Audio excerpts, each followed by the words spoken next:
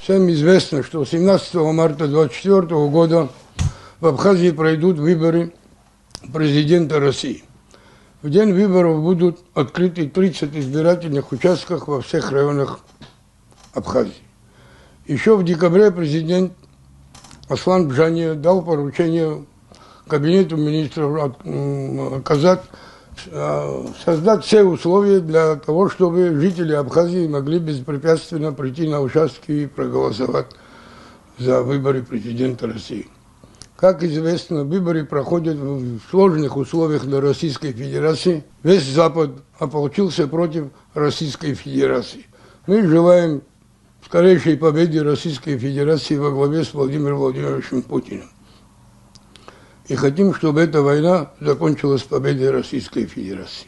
Партия Амцахара проводила, связанные с выборами в Российской Федерации, во всех районах, где имеются наши отделения, наши ветеранские организации Амцахара, все единогласно поддерживают кандидатуру Владимира Владимировича Путина. Желаем ему и в войне, которую он ведет сегодня на территории бывшей Украины, и на выборах